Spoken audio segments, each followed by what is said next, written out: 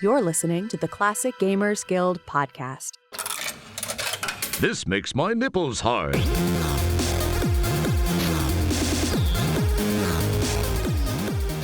Hey there, and welcome to the show, or welcome back to the show. It's nice to talk with you again. Paul and I are doing a little bit of a less formal episode. It's not like you could really call any of our other episodes formal, but we don't have a game that we're talking about. We don't have a specific comparison that we're talking about. We are just talking about the Adventure Game Fanfare that we had the pleasure of attending. I think it was over the 25th to the 28th of July, and Paul and I actually got to go there together and meet for the first time and meet a whole bunch of other people for the first time, and many of the people even listening to our show right now, I think we met for the first time, so it was pretty wild. Hey, Paul.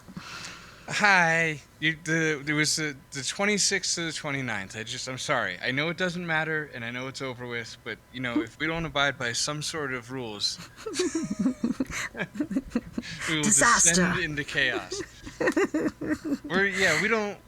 Everybody is tired still, and we need to get an episode out tomorrow morning, and so we're just going to do a quick one. We're going to talk about the whole thing, and then we're going to stop talking, and that's how podcasts work. Ugh. Okay. We're immediately in danger. Yeah, I'm not.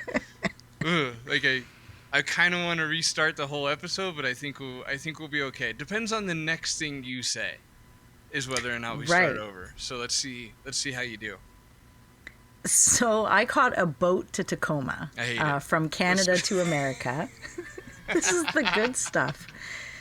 And then I ran a caravan with a bunch of other gamers, and we all ended up in Tacoma to go to the Adventure Game Fanfare, and you caught a plane in. Huh? Yeah, I did. Wow. All right. Yeah. I mean, look, my bar was respectfully pretty low, but I didn't think you'd toss it back to me that quickly. Like, we took a boat ride, and then it was over. And now it's your turn. Tell us. It's okay. It's all right. We're fine. Everybody's fine. You guys this is a good episode to do other things while you listen to it. I mean, maybe get some dishes done. If you hear us laugh, you can tap the back 30 seconds button and be like, what are they laughing at? And then move on. Like, 'cause that's what I do. I don't know. I don't. Anna, you don't listen to podcasts, which is weird. No, I do. Why would I listen to podcasts? That's fair, because you make one. But that's a thing, I think, for well, at least it is for me. Like, I won't project onto our listeners, but if you're like half paying attention, but then you hear the host laugh, you just tap back real quick. Like, was that? I don't want to miss the funny thing. So anyway, look, I took a plane. It was super fun. I was with my son Stromer. You could faintly hear him in the background as always, and we had a really good time. Like, he was scared to leave home, much like I was as a kid, where you're going to miss the dog and the cat and, just miss home and not unsure of everything. And then we got to the airport and we had to take a shuttle, like a bus to the airport. Like, they didn't make enough parking spots for some reason. So, like, they have you park like a mile or 3 away, and that's not fun for anybody to listen to. I'm sorry. I don't know where the line is in this storytelling. Like how much personal? Here's a quick overview of how we arrived, and then we're going to go through the momentous event that was it. No, you know what? I'm dragging everybody through this goddamn bus ride. So Take it. So I pay $40 to take a bus to the airport, right? But no, my kid, the point of that little thing was that he was terrified to go on this trip for the most part, and then he was immediately sold because he was on a bus for the first time. And I was like, wow, like, if you're having fun on a bus ride, like, this is going to be a blast, because it's actually quite awful. And so anyway, yeah, we got to the airport, and then we took a train to the thing. So it was like a bus and a train and a plane all in one day. His mind was completely fried. And then we get to Washington, which was gross. Man, I'm not going to lie to you guys. I've heard Seattle is really nice. We went the other way. We went the TAC direction to Tacoma. PU. That place is, like, I feel like if anybody listening is in Tacoma right now, you probably agree. So I don't think I'm really offending anybody. If I am, I'm so sorry. I grew up in Jersey. I get it. I suffered with you at some point. I wasn't expecting it. Tacoma, they have a truck named after him. It's a lovely little compact Toyota vehicle. Like, you would think if you got a truck named after you, you're a decent you're a destination, and it's not. It was the worst. It was super gross. Anyway, like our hotel locked us in. That was the level we were at. And the first room that I got had a used bed in it. It was like the whole room was cleaned and vacuumed, but the bed was used. Like somebody's been eating my porridge, kind of used. And I'm just like, I'm not gently resting my head on these pillows tonight. Like somebody for sure had sex on this bed shortly before we got here. The sheets are still warm. They only needed it for an hour is the thing. That's why they didn't quite get to it. Ah, dude, yeah. No, you could smell the lube. It was wacky. But anyway, enough about lubricants and how gross Tacoma was. Because I had a slightly different experience, right? Because I stayed in DuPont, and next to a little military town of 30,000 people, and it had a breakfast bar and waffle makers and pancake makers and all the different foods, and it was like pristine. Like I swear somebody was out there sweeping the parking lot every single night. There was like ultra bright lights in every little dark corner, and the whole town was like quaint, like as if it was a cult from 1890. It was like Americana personified. If me as a Canadian, I was to be like, I'm going to visit an American town. That's kind of what it was like. It was beautiful. Tacoma itself, though, was a little bit rougher. Yeah, the 7-Eleven had bars on the windows and a pit bull outside. Swear to God, just a random pit bull outside. Like, wow, this is almost cinematically bad. Like, whose pit bull is this? Seriously. But no, Anna stayed on the beaten path. I went a little rogue. Look, we won't get into it. Basically, I got what I deserved. And and Anna stayed in a lovely little military town. And I know those because my stepdaughter, her biological dad was in the military. And boy, do they sweep the grass with a broom in those towns. They do. That's how clean Every bush had a military, like, top straight cut haircut. It was all very authentic. Yeah. There was like a TV screen with a giant flag and like a guy saluting at the front. It was... And a good day to you, sir. Yeah, that's for our Lebowski fans. But, okay, so timeline-wise, then I'm in the hotel. It's pretty late, but, you know, jet lag and time zones. I mean, a time zone, but still, it's all very confusing. And Anna's like, I'm going to get pizza with Dave Gilbert. Do you want to come with? And I'm like, what a neat sentence. Like, of course I do.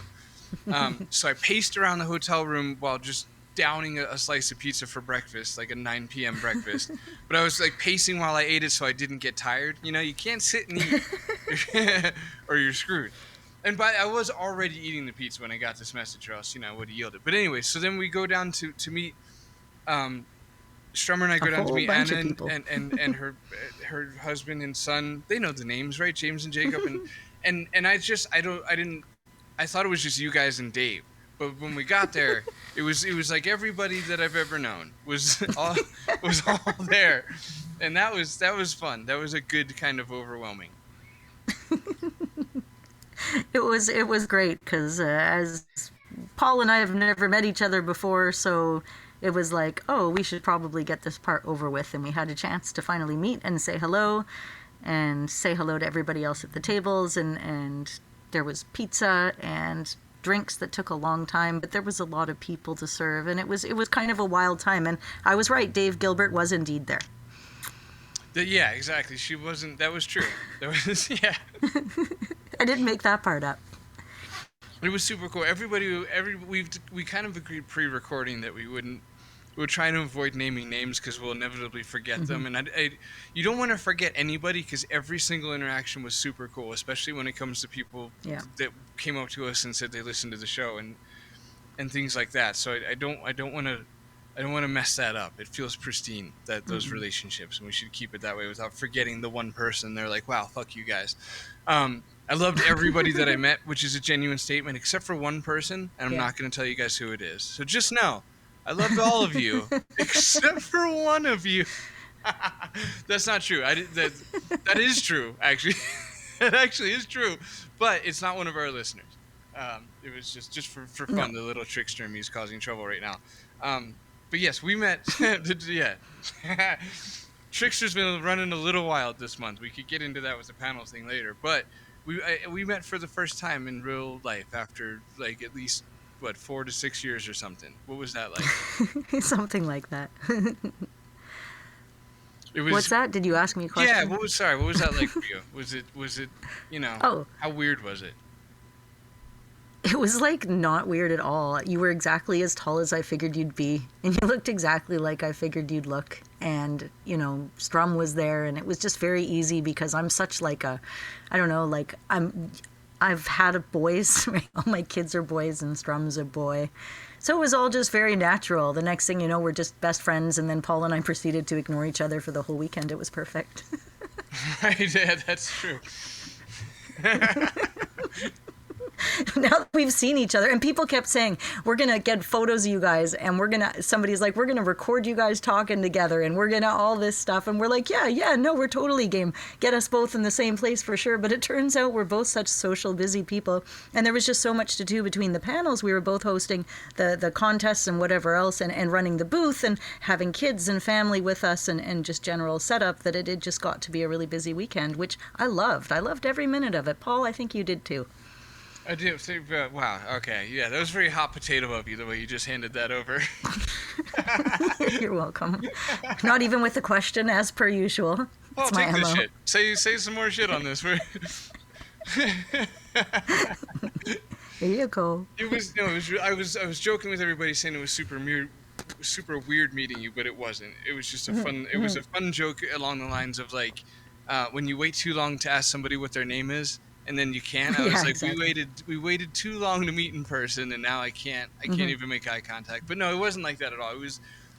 No, it was. We texted the whole time instead of talking. It was super cringe, right? No. I like the idea of that being a rumor better. Yeah.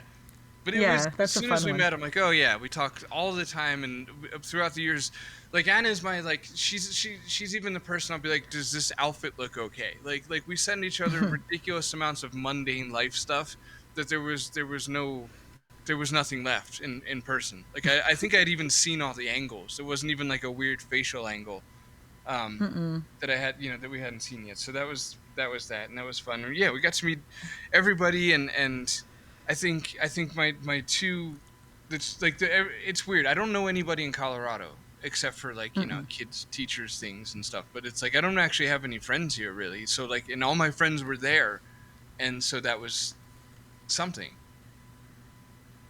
It was something. Wasn't, it was like hold everybody. on. Wasn't it, Anna? What? There we go.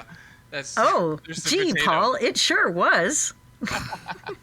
But no, every single person there had stuff in common. Like, I don't know how many times I heard the King's Quest 6 chime or Space Quest chime as a text notification or a ringtone that came from one of the games. I think I heard an Astro Chicken somewhere in there. It was like coming home. And it's not my first Sierra event. I've been to a few thanks to, Roberta and Rick and the Classic Gamers Guild and all the other stuff. But this is the first time where I'd actually been actively involved in the whole setup. I had the opportunity to host a panel on Phantasmagoria 2 with Matt Aucamp, and conversations with Curtis, host Paul Morgan Stetler, and Lorelei Shannon. And then I had the chance to do a trivia contest with Space Quest Historian. Let's You want to cut it out and go back? No, I'm not cutting. Don't be. You can cut if you want. Adorable. No, let's keep it. But let's stay on your first panel for a second, because that's sure, words okay. We can save for like 4 minutes or so. So Anna did a panel with Paul Morgan Stetler and and Matt Aucamp. Yes. So I tried to make that all one messy, sloppy word, like Aucamp. And then at the very end of the panel, Lorelei Shannon made it in what seemed like to the crowd just a random cameo appearance, but I guess she was actually supposed to be there the whole time. But you all know this stuff for facts, so why don't you say stuff on your panel? It was very good, by the way. It was super fun.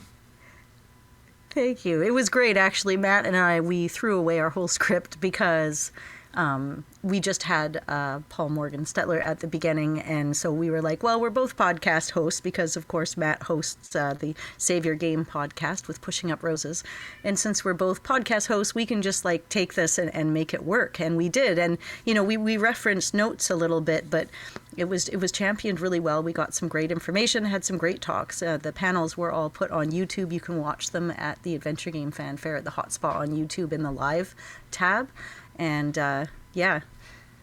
I would, and then like just as everybody kind of started getting quieted down, we were doing some questions from the audience, and it was like 45 minutes in, Lorelei Shannon shows up randomly because her taxi or whatever was late, and it pumped like this massive energy into the show and into the crowd, and then we asked her a bunch of questions, and then her and Paul, who, as they do, they bounced off of each other so well, and then we did another mini Q&A, and it was like the next thing you know, the whole thing's over. It was so much fun. It was really fun and interesting, and Paul is very much an entertainer, as you can tell, and so are you and Matt. Like, you know, I don't know where I'm going with this. Help me out. No, okay, it was that Paul was fun. He was there for it. You know, he wasn't just like 100%. Yeah, he wasn't like dragged up onto a panel, and like you get that vibe. I feel like from half the people involved with just panels in general. Granted, this was like a small niche thing, and almost I think everybody there was stoked to be there. But sometimes you do, or at least you kind of assume that people on the panel will be like sick of talking about the thing, and there was just none of that. He was really excited, and I got to ask him a question if he needed a walkthrough the first time he played the game, which he very much did. He played with Daniel Albu, which is very cool. It was like a weird full circle thing because I asked the question and then he answered. I'm like, I've seen that video. Never mind. I forgot that I knew this. But it was a good planted audience question anyway, I suppose. What was it like for you talking to... Well, okay, what was your... See, I don't want to get into that territory of, like, what's your thoughts on the people? Because then it's like, of course, we're just going to say nice things. And that's no fun to listen to. You know, because it's not. Oh, they were great. I loved him so much. Like, well, just assume that with everybody. That's... Yeah, it really was, though. They were great. I mean, oh boy, yes. Those two have interviewed each other together on YouTube before. It's not the first time that they've chatted outside of the game, and so they're a bit more familiar with each other. So once the two of them got up on stage, it was just like gravy for sure. What was your favorite moment of the panel? Oh, my favorite moment of the panel was definitely when, two moments. My favorite one is just when Matt and I kind of looked at each other at the beginning, shrugged our shoulders and just said, let's just give her, let's just do this because, you know, we put our scripts all aside. But the second moment was when Lorelei walked in and the cheer started and her amazing purple hair and just coming up on stage and that blast of energy, like you could feel it in the air. That was like the coolest moment. Right. Right. She had her personality, what I assumed based on nothing, like, you know, based on no grounds at all. I assumed that she would be how Jane Jensen was and vice versa. Like, I thought, for some reason, I thought Lorelei would be like more introverted and quiet and reserved and stuff like that. All things that Jane turned out to be. And then Lorelei was just super warm and open and huggy and, yeah, very cool. Cool Cadillac tattoo as well. Exactly. And I like the idea of cosmic horror that she brought up, just sort of like horror, but not necessarily in this realm, in this world. And I love just the idea of goth and all of that mixed in with the genre. Like Lorelei I've met her a few other times at a few other Sierra events, but only on a fan level, not on a panel level. So in the past it was just, oh my god, I love your stuff, could you sign my book, could you sign my paper, could you sign my game, right? So yeah, this was kind of neat to be there in that way, and I've already had her sign my thing, so I just got to enjoy her company. Nice, very nice. What about your second panel? Well, okay, panels are weird. We kind of the whole weekend everything got called a panel for some reason, even though most of it wasn't. Right. So what about your second time on stage out of 3? Right. What did we do first? The trivia contest was, I think, the next one with the Space Quest historian, and it was 4. Amazing. Right. Sorry. Yeah. No, that's okay. We each got to bring 4 people up onto stage, and then at first he was winning, but then I was winning, and then I totally won. So that was great, and it was good. You know what? It was really fun balancing the mic back and forth. And back to the panel before that, there was a moment when I was the one with Paul Morgan and Lorelei. There was a moment where I was talking about like some of my childhood stuff in relation to the game, and when I was looking out at the audience, a bunch of people nodded at me and then nodded at each other, and I was like, whoa. And it felt like, you know, the dopamine hit of like getting a really good handwritten letter in the mail, because that never happens. Like that really good kind of a feeling is what I got. But yeah, the trivia, what's that? That was hyper specific. The handwritten letter. because my dad was a postie, so it's, mail is important okay. to See, me, there's probably always- out of proportion to other Right. people. Yeah. No, we all dream of exactly that. But yeah, no, back to the trivia thing was awesome. We bounced it back and forth really well. We switched turns, we read things. The game was won, and it actually, I don't know, it was like 30 minutes, and it was an absolute blast. I would totally do that again. It was sincerely fun to listen to. Even Strummer got through it. He was more patient through that than he was through the awards thing. Like, he actually kind of sat and dealt with it. Let's say. A quick side note: I was having a little messenger chat with Matt Allcamp after the fact. See, you go to these places, you make friends for life. I was like, "Hey, Matt, co-host of the other podcast in the network." No, we were having a chat, and this is for any listeners that are aware or enjoy Bad Religion, the band. Settle down.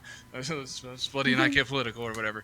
And there were no Greg Graffin, and we were talking about all the things, and I was like, you could switch out Greg Graffin and Paul Morgan Stetler, and it would probably play like exactly the same. Like, they have the same, more specifically, like Curtis the character and Greg Graffin. Like, they both have this like professor sort of vibe with like, but like a plain T-shirt kind of guy, and like, and I don't know. That either makes sense to the listeners or it doesn't. So let's just swiftly move on. But man, I hope like one of you is like fucking. Oh, sorry, Jesus Christ. I hope one of you is like, yes, just gets that exact rush, and it'll have been worth it. That whole thing. It will have. But back to so you did the game show with Trozen. After that, I did the game show, and then after that, and I changed, so I did all that in my Passionate Patty outfit, which was the best story for me of the weekend because I couldn't bring my coconuts into America. And I couldn't find any coconuts at all the grocery stores and Fred Meyer's that I tried out here. So we ordered some coconuts on Amazon, but they didn't arrive in time. So we bought like a pack of brown multicolor markers at Fred Meyer, and we bought a grapefruit. And while I was doing my other stuff, my husband was resolutely trying to turn this grapefruit into a coconut, but almost all the markers were dead. And even though it was like a 12-pack of Sharpies, right? So anyways, he ended up sort of drawing the idea of a coconut onto the coconut, because I wanted for Passionate Patty, she had the rip dress and the halter top thing, and then a coconut in a bra so she could throw it at the boar. Now, technically, it would be 2 coconuts, but I can't push my luck here. And then I had the dry erase marker so she could actually finish the level at the very end. And I had the, what else?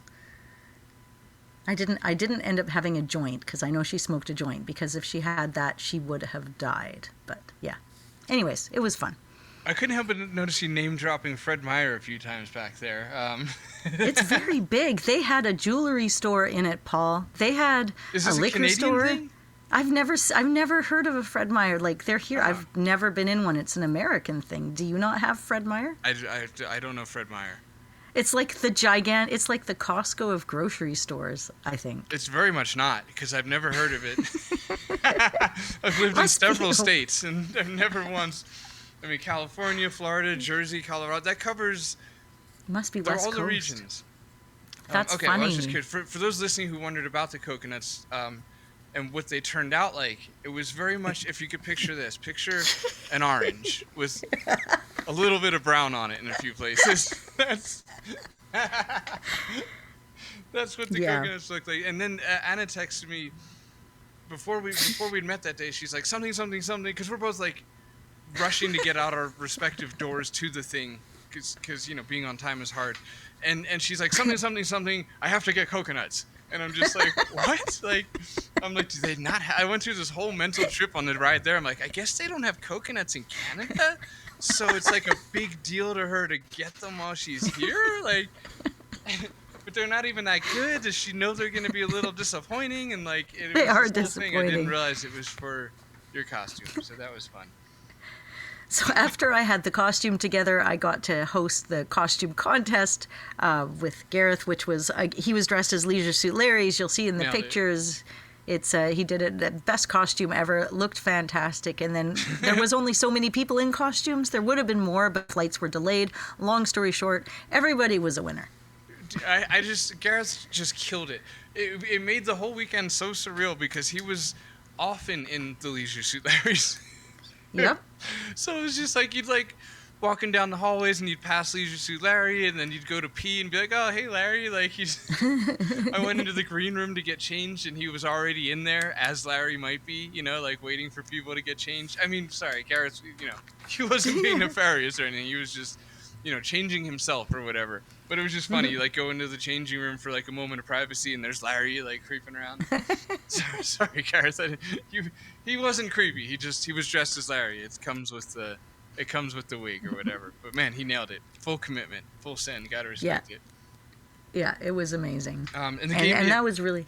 Go ahead. Well, the game show was super fun because you got to pull up a lot of our network members and friends up on stage, and at some point Trolls pulls up Adventure Game Geek, and they just start crushing Anna until Geek is like, "So here's the thing. I actually wrote some of these questions. Maybe I shouldn't be up here." And it was only at that moment that Geek, left that Anna started winning, which felt a little coincidental. Funny that. Well, that's the thing, because, I kept picking just like mostly random people from the audience, but then I think I also picked Dave Gilbert, didn't I? So, or no, did I pick Francisco? Yeah. Somebody. But either way, it was a great time. It was like when I was telling my family I was going to be doing these things like 6 months ago, I'm telling them like as if I'm humoring myself. Like, this all sounds so ridiculous. How can me, like this person that lives on an island in Canada, be doing trivia shows or costume contests or panels? Like, it all just seems silly. Like, I felt like I was telling them because I should, but there was no real reason to. And then it's like, oh, this all are things I'm actually doing, like, for real in real life. And it was surreal. So wait, you do live on an island. Do you or do you not have coconuts? We do. We have many coconuts, but they don't grow not natively. We have to buy them at the grocery store like everyone else. Everybody else. That's right. Okay, I'm just checking. I don't like coconut milk personally. Coconut juice. I like baby coconuts. The milk in it tastes kind of like roasted almond. Right, a nutty milk. It's very. Yeah. I don't know. I don't like the way it looks cummy. I can't. Yeah. I can't handle it, but man, y'all know it does. I'm sorry. Just a lot, if you're thinking about it in those terms. Man, yeah. But how do we progress from there? Well, I mean, now we're done with my exciting things, and then because that kind of takes, and then after the panels and the shows, on Friday and the variety contest on Saturday. Did you do panels on Saturday? Or was it just on Sunday? I had 2 on Sunday. Yeah, I didn't right. do. I guess on Friday I got to play the Leisure Suit Larry theme with Allo, which was surreal. And that was insane. And Trolls on drums, Mick Council on bass, and Eric Elsom on keys, which is, I was just stalling for a second because Jackie didn't sing, but stalling for a second because I think I guess they all haven't been on. They either have been on the show or listened to the show. Like, it was very, the whole experience was super surreal on many different levels. Like, I think, to steal a line from One Short Eye, who's a dear friend of mine, like, it was super weird because I talked to One Short Eye and Anna the most in my real life outside of even adventure games, and they were just both there. Like, just that alone, like, it was so layered and wild. But to steal One Short Eye's line, it was like I went there expecting the highlights to be playing with Al Lowe and meeting Ken and Roberta and the, all of that, and it wasn't. Like, it was really just like, like looking over and seeing like Mick playing on bass or drums on. Oh shit! Sorry guys, are we keeping that? No. Sorry, that's a good lead into when you start talking about your panel. Right. Anyway, it was super trippy to just see all these people that you actually know on. I was so taken back by that at times I think I forgot to notice if it was actually Al Lowe on the saxophone. And we did a good job. I thought we kind of nailed it. I was surprised amazing. That we nailed it. Because we had never played together. We had rehearsed it like 2 times. It's like a 30-second song, and we had only gotten to run through it twice, 2 or 3 times before. And that was like way earlier in the day. So like we all got in Thursday night, Friday morning at like 9 or something. We rehearsed it together without Al. So not even knowing like what tempo he wanted. And of course, when he got there, he's like, faster. I want it faster. And we're all like, uh-oh. Faster's harder. And then we rehearsed it in the morning, and then we didn't get to play it till later at night. And for me, it felt like days since we had played it together. I'm just like, oh shit, like I kind of forgot everything that we had done, and we got one go at it, and it was really good. Trolls is a great drummer. He undersells himself a lot, but man, he really kept it together. And I know that like jazzy cocktail kid isn't necessarily his style, and he killed it. No, it was great. I recorded it, so I recorded sort of all those little bits and pieces. It was a lot of fun. Yeah, it was. So okay, all right. So that we went back to Friday. And by the way, that timer that blasted in everybody's ear that I guess we're not editing because we didn't give it really space to make an edit, that's me saying we should stop this episode soon. Right, because if we self-indulge on this, it'll be like an hour and a half, and everybody will be like, oh my God, please stop. Like, we weren't there. Or, like, if you weren't there, you'll care less and less as time goes on. So we're going to stop soon. But we'll finish our things, because we didn't talk about meeting the people yet. Or any of the other panels. Where do you want to go with this? Well, let's just briefly fly into a Saturday, because after everything and after the party and after the karaoke and everybody went home, and then Saturday came, and then it was pretty much just running the Phantom Fellows booth, which, by the way, the Phantom Fellows got amazing representation over this weekend because of people wearing the shirts and just being in photos and being talked about and being in the background of pictures. And I was really happy about that. And then throughout the day on Saturday, a bunch of alumni kept showing up.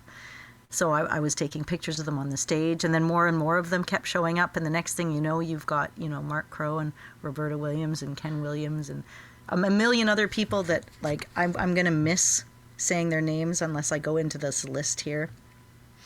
But yeah, we're going to end up with... well, let's see. Douglas Herring was there, Corey. right? Yeah, right. Deborah Todd from Reader Rabbit. We had Cade Peterson, who's doing the well, no, don't leave alumni, because then we'll have to name all the other people too. Oh gosh, yeah, I was just reading the people that were doing the panels. Please stop. Oh no. Dave Gilbert. No, he's not an alumni. Charles Cecil. Oh, now you've done it. No, Cecil wasn't there though. He was on video. I was so bummed about that too. I was looking forward to meeting Cecil, but he was a video dude. So was Josh Mandel. Their George giant the Fat faces Man on Sanger screen. was there. Yep, that's true. Yep. So we were in a booth next to the Coles, which was pretty epic because, it's like, oh, who am I going to talk to, Rand? And we were also next to the Perfect Tides booth, and it was like, who do we have to talk to? Some of the most amazing people here at the fanfare, really. It was just lovely having so many friendly faces and, all the other devs and games that were there and just so many conversations. I ended up missing a lot of the panels because I knew I could catch them online, but I can't catch those little conversations and interactions online. Those only happen during the event. Right, and that was the right way. We got to be in the moment, and we got to see. I was talking to the devs like Meredith and Luke and Tilly, specifically. Like they were kind of our little crew around us that weekend. Like as far as where the Phantom Fellows table was, and that was the experience. Was like I kind of felt like I actually left like with new friends, which was wild. Because people say that kind of stuff in like a romanticized way, but it actually happened. Like they're like super. Everybody was just super cool, and I guess it's kind of no wonder because if we're all there, then a large part of our childhood was shaped by these games and such. So that's got to have an effect on a good third of your whole personality. So it's like when you get there and you're like, wow, I get along with all these people. That's so weird. It's not that weird. Like it's, it would be weird if it was a random like convention, but it's like you guys all sought this specific thing out. Like, of course you're going to probably get along, which we do with everybody except for that one mysterious person. Yeah, that guy, that girl, that person. Exactly. Yes. Yeah. So, also, Al Lowe was there, Jane Jensen, Robert Holmes, Richard Aronson, Al Eufrasio. There you go. She found the right list, guys. A lot of people. She was reading the I got the right list. Definitely. Definitely the wrong. Oh, and the voice of Guybrush Threepwood was there. Yeah, he brought us on stage, so that was cool. We got to hear Guybrush be like, and now coming up is Anna and Paul from the Classic Gamers Guild podcast. Yeah. And I'm like, thank you, Guybrush. Dominic This is Armato, the weirdest of yes. all nights. It was very surreal. Oh yeah, and then it's not been put out there, the video, but Paul and I got to go up and give a little award on Saturday, and we had a little bit, and it was scripted and it was funny. I mean, from stage it felt fun, and then I had a few people come up after and say it was their favorite little skit. So Yes, it was sticky. it was very shticky. It was Much very- like the show is quite shticky. But that was fun to be able to get dressed up. I put myself and Strum in little suits, and we got little cards that the Greenbergs gave us. But shout out to Alex and Daniel, because there were Big two other shout people out. I left there. I'm like, they're my friends now. Like I Yes. really really like those two. Like so much. Agreed. Just so much admiration for them, and they're just cool and fun and easy to talk to, and yeah, they were awesome. But anyway, they gave us little presenter cards, and it's like, so you got the envelope, and it's like closed, sealed with a little wax seal, like Robin Hood might, and or that era. Sorry. And we each got one, so we at the end of our skit had to race to see who could open theirs first, which we kind of just made up on the spot right there, didn't we? Yeah. Oh yeah. Exactly. Just like, yeah, it worked well. And you got it first, and he grabbed the microphone. It was It's cool so having funny. you get your lines printed on the envelope. Like I didn't know that's what they've been doing this whole time at award shows. So they have their lines like right in front of them there. And then Yeah, I had no idea. they hold the envelope all strategically. You thought they were showing off them opening it, but they're just hiding the lines from the audience. It's great. Love that behind the curtain stuff. But yeah, that was cool. And that night, the Hall of Fame awards were given out, so we got to see like Tom Hardwich get an award, which I was stoked about. Meredith Grant getting an award. Those two, I just wanted them both to win something. Yeah, me too. Anything kind of vibe. So stoked that they both won, because they were amazing people. Love Meredith to death, man. She's so cool. Everybody, She was great. Please buy Perfect Tides, because she's just And the second awesome. one will be coming soon too, and it's going to Yeah. be beautiful. I like that there is no game wrong to mention one for best villain, because that's He did a one of great job Jacob's with it. favorite games, and he's played it Right. over and over and over. So And he did like a fun little video too, because you He couldn't paint did. it, but his video was fun. It was it was sticky very and meta. fun. Right. Yeah. and then- And you guys will all be able to watch this. It'll come online, and it'll be a whole thing. yeah, exactly. Be able to see Adventure Game Geek got to give Ken and Roberta an award, which I thought was really cool, especially for Geek, because he's like, King's Quest is his thing, So it's like it was really fitting, and yeah, it's just a really cool night. So that was the award show. God, what else we got? Then we have Sunday. Let's do it that way. And then we have Sunday, because on Sunday, after we got there. Now, I just want to take a minute to shout out the Computer Museum at this event, because I have to say, and I mean, there's a few people that were involved in making it happen. I think Nathan, Roberta, and a whole bunch of other people I don't know, but I've never seen anything like it in my life.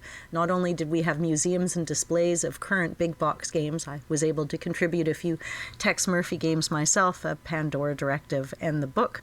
And Under a Killing Moon and Martian Memorandum. But, okay, so outside of every big box game you could possibly imagine, signed and otherwise, they had all these old retro computers set up to play the games right on them. Like, they had Quest for Glory 5 on an Apple. They had Commodores, and they had, just... I've never seen anything like it. Have you ever seen anything like it? And every single one of them was set up with classic, like, Sierra games and stuff. It was a giant room. Yeah. No, it was insane. I think I've never seen anything like it. No, it's true. It was just so cool. And you could sit at any one of the computers and play the games that were on it, and they had staff working in the room, and it was just it was a room that I wanted to spend so much more time in, but between the stuff in the booth and everything else, all I got a chance to do was spend about 20 minutes with Quest for Glory 5, but it was very satisfying. Yeah, same. I heard somebody making a phone call, and they were just like, yeah, dude, I just got to play Mystery House on an Apple II. Or whatever it is. And yeah, just hearing that alone was cool. It's like, I like the idea of that. I'm happy. I like that for him, that guy, whoever he was, got to do that. It sounds cool. I don't need it, but it sounds cool. Like if I had a whole week there, I would have. Kind of thing. But yeah. All right. So Sunday's here. I did a pixel panel. That was super fun with Tom That was a Hardwich busy one. and Meredith Grant and Julia Minamata, and that was a really good time. We talked about pixel stuff. Actually, I think I can link that in the description. I'll do that. I'll link both of our panels in the thing. Okay. and then you guys could check them out because they were worth watching. If you listen to this, then you'd probably listen to that. Half of you would. Yeah. We'd Well, if lose you like half the of you on Tom the way there, episode which is too. fair. Because Tom was on the show and they talked preliminarily about some of these things. And it turns out you guys didn't have to recycle any of the information you had talked about on the podcast episode, and it was all brand new. Pretty much, yeah. That would be, I guess, interesting from the audience, from our listeners' point of view. You guys could listen to our episode with Tom, which is a recent one, like 3 ago, and then the panel, and then you could see it prophetically coming to life as we loosely, because our episode is almost a rehearsal, I guess, of what the panel turned out to be. And it was super fun. And what else is to say about that? I don't think anything. It went really well. Paul moderated it really well. He had really great questions, and the questions were really well divided up. I think a difficult thing to do during panels is to give everybody adequate time to talk. Not only were you able to guide the group in that way, but you were also able to put in your own information. You were like running the panel and guesting the panel all at the same time in a very efficient manner. It was really satisfying to watch. Oh, thank you for that. I guess I'll take a little bit of credit away from myself and say that it helped that all four of us had wildly different art styles, right? So it's like it kind of organized itself nicely in that regard, because you have Meredith Gren, who has perfect tides, and her art style is very like higher resolution cartoony. So like I don't know, Willie Beamish, Humongous. Yeah, Humongous is maybe what comes to mind the most, like Pajama Sam, you know, like just, and high resolution in the sense there's just a lot of pixels in the cartoony style, and then Julia's doing the EGA Colonel's Bequest kind of vibe, and well, not kind of vibe, but vibe, and Tom Hardwich is the hardest to compare something to. I guess Thimbleweed Park would be sort of close. He doesn't mess with too much lighting, but he does the big head thing like from Maniac Mansion and Thimbleweed Park.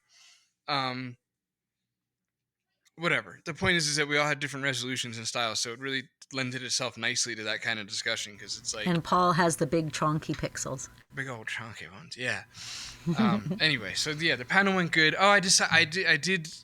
Maybe for anybody listening who's curious what the fuck that was about, I did play The Time of Our Life during the panel because I don't know why. I don't know. I was putting the slideshow together and I was like, wouldn't it be funny if we had The Time of Our Life started to play? Because I feel like that song belongs in slideshows, you know, like everybody in an auditorium and the slideshow plays, and it's like we had The Time of Our Life plays. So Daniel is like, what the hell, trying to turn down the song. Nobody knows where it's coming from. Paul's just sitting there going, yep, this is exactly what's supposed to happen. This is the chaos that and it was also a good little, hey, it's been 40 minutes marker to myself, you know. I'm like, oh, okay, good, it's been 40 minutes. Because it wasn't just a clip of the song. It was like the song. Yeah, no, and I mean, I don't know. Maybe I should, in hindsight. Well, no, I'm glad I didn't tell anybody, but but the little trickster in me is like, there's a 50-50 chance that the volume won't be up on the computer anyway, which is probably true. It just landed on the other side of 50, and it played, and it was very funny and chaotic, and Tom did a great job singing the song, and laughs were maybe had.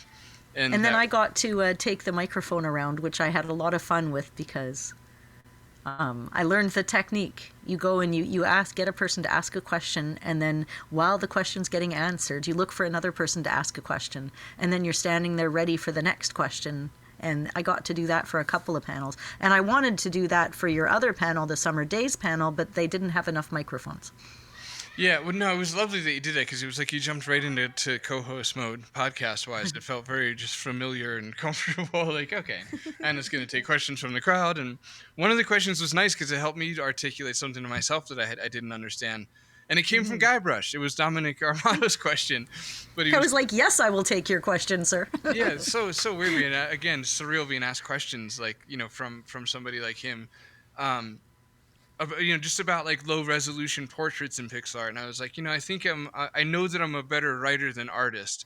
Not saying I'm good at either, but I'm definitely better at writing than as an artist. So I'd rather get the emotion across with words than through art, because that's where I you know, have an easier time with it or whatever. And it was just one of those moments where I'm like, yeah, that was actually quite helpful to me going forward to know that, and to be asked it from Guybrush, which is trippy as hell. And I wanted to go somewhere else with that, but I'm losing it. All right. That's all right. But right after that panel, there was the Tex Murphy one with Aaron Connors. And I was excited because I brought my Pandora directive book and they talked about future things they were going to do. And I'm not bringing up all of them. The reason I'm bringing this one up is because I got to hold the microphone. And it was fun. That's all. But the Space Quest historian hosted it and, as always, does an amazing job with these panels. Yeah. Yeah, no, for sure. And then I did the panel with the Coles, because I'd done a little bit of music for them, like when Summer Days first started, and I just found out this weekend from Corey Cole that some of that music is in the game. I didn't know that, and obviously haven't. Besides for these episodes, I haven't stopped to play games since I've been in development myself, so I didn't know that my music was in some of Summer Days. So I'm definitely going to check that out soon. But at least that removes some of the imposter syndrome as far as me being a part of that panel to begin with, which was hosted by Geek, who did an awesome job. And it was super fun and super chill because we know, and anybody listening who's listened to our episodes with the Coles, you just let Corey go. Just set them free. And Lori too, because they're both good storytellers, and they fill the space, man. So that was good. And then we kind of wrapped it up, and I think. Oh right, but that speedrun panel, I just have to take take a moment to just mention that One Short Eye and Julia did a speedrunning panel, and One Short Eye ran through some games on the speedrun, and it was just about the best panel I've ever seen. It was definitely the best panel. Ours is great, but you know what? They had the whole audience going. People were laughing. People were like when he was doing the Dagger of Amon-Ra and that. Anyways, totally go watch it online. There was a video to go with it, and it was just an absolute blast. 45 minutes went by in a speedrunning second. So yeah, no, he crushed it. He absolutely, and it was fun in the sense too where we've immediately gotten used to speedrunning to a degree just from watching his videos, but for everybody in the audience, or a lot of the majority of the audience who had no idea that adventure games were being speedrun, it was fun experiencing it for the first time through them. Like their just amusement at like, holy shit, he just finished King's Quest 6 in 4 minutes, and he would take little breaks to stop and explain what was going on, and it was like watching a live One Short Eye video. The way he set it out was brilliant. Like instead of him like actually doing a speed run, like I think he did it was a much smarter decision to do it that way, where it's like you get little glimpses of the speed run, so you can be impressed and see what goes into it, as far as like zipping around the screen and such. But then to actually stop and explain what was going on, he crushed it. That was. Oh yeah, and he's like, this is really hard. I might not be able to do it. Then he does it, and everyone's just like, woo! Yeah. It's so good. Yeah, he crushed it. That was super good. So, and then there was the sign off. Do you want to mention any runnings in with the alumni before we start to wrap here? Well, I mean, I somebody else gave my King's Quest boxes to Ken Williams to sign because I had to do something else when he was signing, and then I had a chance to talk to Roberta briefly, and she signed some of my boxes, and we've already had her on the podcast, so I've kind of already said a lot of the things I wanted to say. So we talked about the San Juan Islands, we talked about her boat, we talked about her trip there, and we just talked about mundane every other day kind of stuff, and I don't know, it was really nice. I didn't get much of a chance to talk to Al Lowe. I've met him a few other times, but every time I went by, he seemed to be in such a deep, cool conversation with somebody that I didn't dare interrupt. But it was lovely, really. The whole event was amazing. Yeah, I didn't get to talk to Allo either. I got to play with him, but I didn't actually get to really talk to him. No, not a conversation, man. And I had my Larry 7 box to sign, but I did get Mark Crow's signature on my Leisure Suit Larry 1 box, his picture's on the back, and then he signed my Leisure Suit Larry napkin because it turns out Mark is the one that did the design on that napkin. He said, call me on it. So that, and then I got them to sign my Space Quest 1 as well. Very cool. Yeah, Mark was the one that I got flustered over. Like he was definitely. He's a mythical figure, man. Yeah, that was I think part of it too, because he's and it's I don't know, but not only is Space Quest stand out for me as like favorite series and but just like art wise, like he's got to be my favorite pixel artist. Like I would have to. There's some amazing modern ones that have had an effect on me, like Octavian Navarro and Ben Chandler and stuff. But it's like the pixel art exists because of him and like limited palette work and then like he wrote the Sierra fanfare. Like I think a lot of people don't even realize that. So he wrote the Sierra theme. He designed the Sierra logo. Like so he's like I mean, he's really deeply imprinted in just Legendary, man. yeah, exactly. So it's I quite kept seeing him and just going, "Hi, Mark," right, like as if right. it was a normal thing that you would do in real life. Yeah. Like, hi. I got to do that to Ken Allen. I was like, "Hi, Ken Allen." Like, it's just weird to say that. And I got sent out to. I was supposed to go get Trolls and I think Mick and Eric for something. And I was like the thing was starting, so I got rushed out into the hallway, and everybody had went into the thing for the panel. So the hallway was completely empty except for me and Ken Williams, who just locked eyes with me and walks towards me. And I was like, everybody's going to be late because I'm gonna have this conversation with Ken Williams. This is so weird because he had just gotten done like the autograph thing where there was like a line of people and it would took 45 minutes to like get up to him sort of thing, and I just caught him at the end of that and everybody disappeared and it was just like him and I in the hallway, and so that was surreal, just being able to stop and chat with him for a while. And I got to then the next day I got to like kind of meet him again more in like a fanboy sense and meet Roberta, and I forced Drummer to meet them both and take pictures with us. And Be impressed with this kid. Be impressed. yeah, exactly.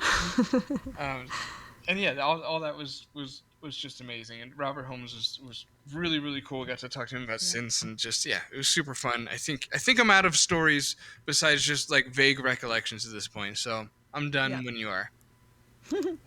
Hey guys, I'm gonna go ahead and cut in after Anna's little tee-hee there, which was which was adorable.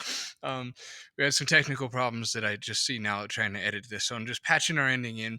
Anna was coming at us live. She's still in the States. She's still not home. So thank you very much to her for doing this.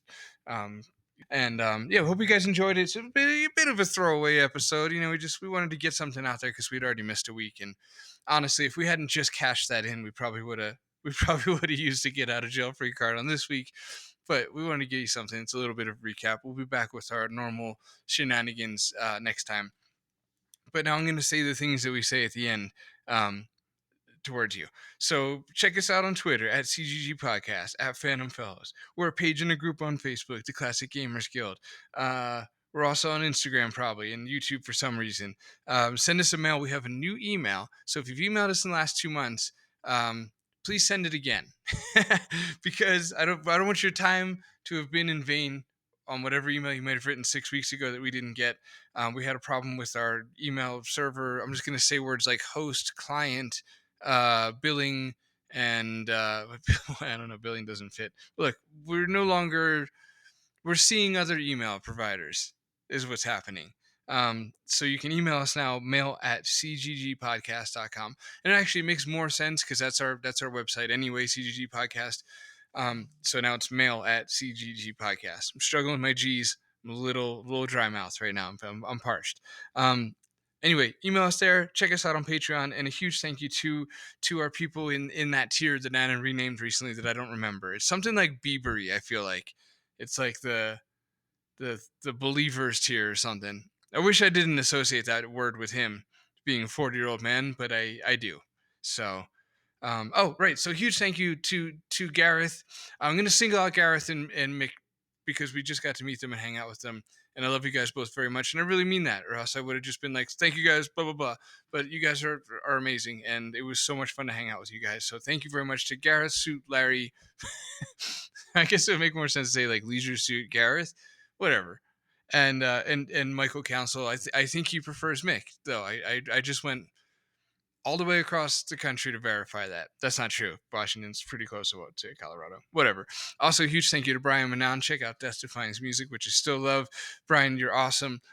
Jeffrey Couch, Mark Fillion, and Tim Ellis. Hey, guys. Thank you very much for your support. And everybody else on Patreon. Thank you, guys. We really appreciate and love you guys and other things. I think that's it. I really kind of bum rushed to the end here, and now it's over. There's nothing else to say. So I'm gonna link the panel below. I can't find Hannah's panel, so I don't know what's gonna be linked in the description. You're gonna have the usual stuff from our Adventure Game Hotspot network friends, network members, link below or whatever. And I'm definitely gonna link at least the Pixel panel with the timestamp. But I probably didn't find Anna's in the time because it is Monday close to evening. I gotta get this. We gotta get this out there. Tomorrow's our big day. Lunchbox, please. I'm saying goodbye. So thank you everybody for listening. And don't do murder.